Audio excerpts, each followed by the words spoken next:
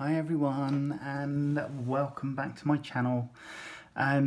First of all, my apologies for not posting for such a long time. I'm still dealing with my depression and anxiety, and unfortunately it's kind of got the better of me this last few months. I have posted up a couple of photo videos of slides from Transaxle, but some of you may have noticed that I've taken down all the videos that I had up of me talking about my transition and stuff like that. So yeah, I don't know if I will re-upload them at a later date. I haven't decided yet. My dysphoria has gone through the roof a little bit. Partly due to the length of time that it's taking to get seen by the gender clinic. It's not helping. I've been waiting now since they received my referral letter from the GP in May 2017. I'm registered with the Laurels in Exeter, and quite frankly their service has been abysmal. I saw a subject access freedom of information request a little while ago, which showed several GICs around the country responding to the FOI request.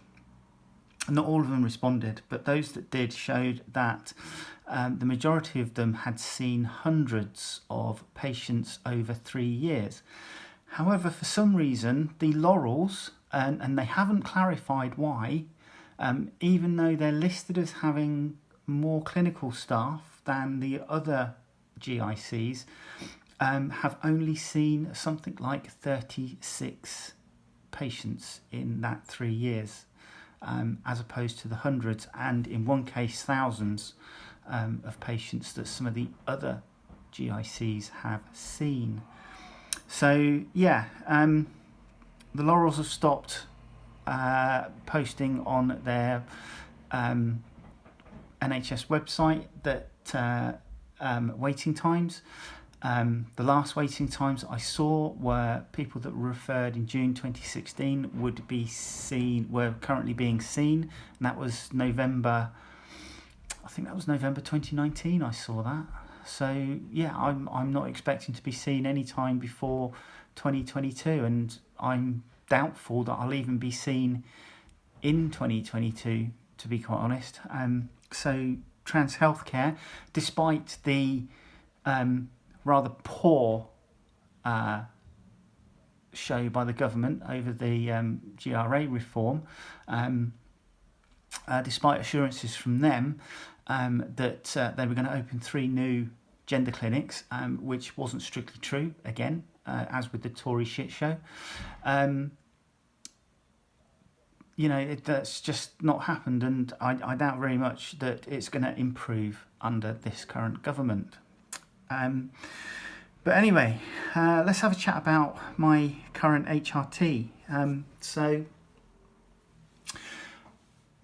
some of you may recall in a previous video that I did, unfortunately I have deleted it, I'm sorry, that I started my HRT in August 2019, and so I've been on it for just under 17 months now.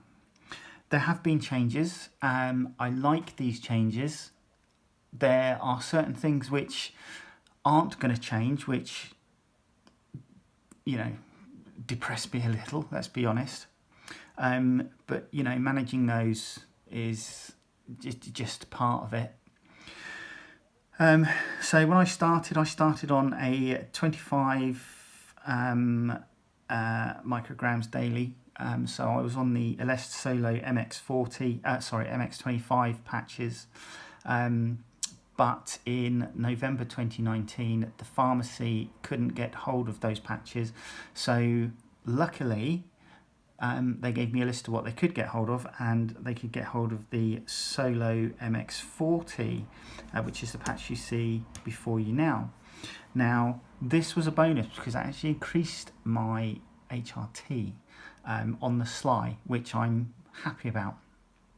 But it needs to be said that this is an extremely low dose, and you would actually see none to bare minimum changes on that dose.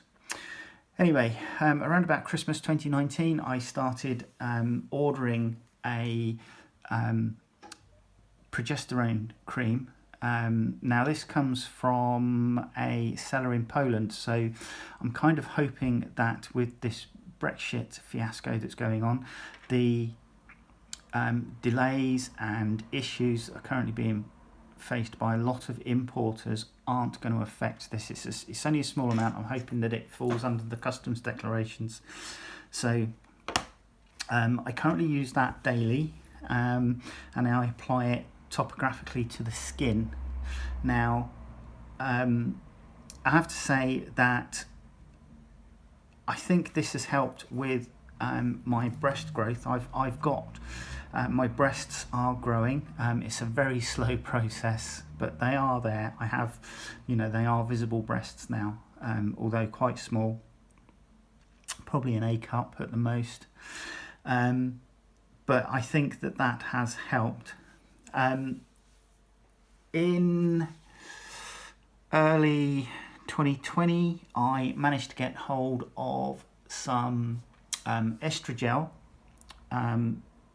Gel, which I was going to add into the mix, and I was on that for about a month. Unfortunately, when I tried to reorder it, the company weren't responding. So I then had to look for another source, and I ended up finding a online pharmacy that sold the Elest Solo MX80 patches. Well, actually, I found that they sold both the MX40 and the MX80. So what I did was I ordered 3 months of the MX40 from them, and for 3 months I double patched. So I was on 80 micrograms of estrogen for 3 months daily. And then when that ran out, I started ordering the MX80. So now I'm on 120 micrograms of estrogen daily, and I order those from an online pharmacy. I'm not going to say which one it is because I have had some problems with supply from them. Gatekeeping supply problems is the word I will use. But yeah, these things are available. I have had to tell some little fibs about who I am in order to order it, but I'm not going to stop ordering it because it seems that the only way that I can progress forward with medically, my medical transition is to sort out my own HRT. I'm lucky that I have had some blood tests organised by my GP. I think it's about time that I organised another one actually. So I need to make an appointment to get one.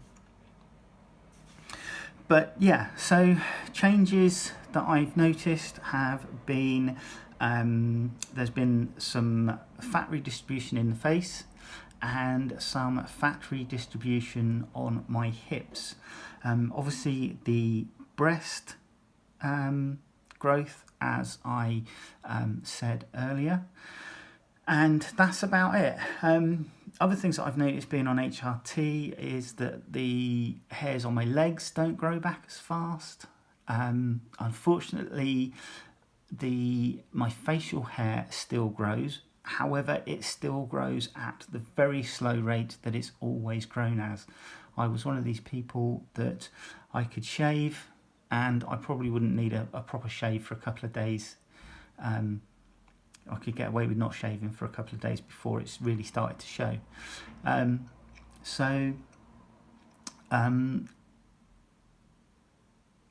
do shave more regularly now, and certainly if I'm going out of my flat, then I'll, on a daily basis, then I shave on a daily basis. It's as simple as that. Although there are days where I will stay in and not go out and do very little and just veg, just basically so that I can give my face a bit of a rest from the harsh rigours of the wet shave, which is my preferred method of shaving. Other than that, not really a lot going on HRT wise. Trans health is still broken in the UK. But what's new, despite assurances that it was going to be improved by this current government, it's not materialised. But we didn't expect it to be quite honest. They've, as a government, they've proven themselves to be xenophobic, racist, and homophobic and transphobic. So what do we expect? But hey, there you go.